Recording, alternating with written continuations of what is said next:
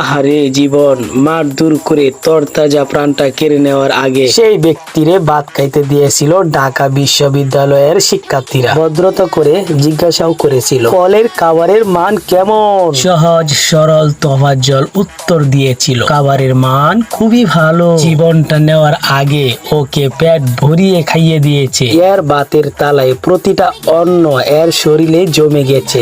যখন দফায় দফায় ওকে প্রহার করা হচ্ছিল তখন এই তো আমাদের গর্বের ঢাকা বিশ্ববিদ্যালয়, এই তো আমাদের স্বাধীন বাংলাদেশ। তোমাদের যা যা ভালো লাগে করে যাও, আমরা তো আছি চেয়ে চেয়ে দেখার জন্য।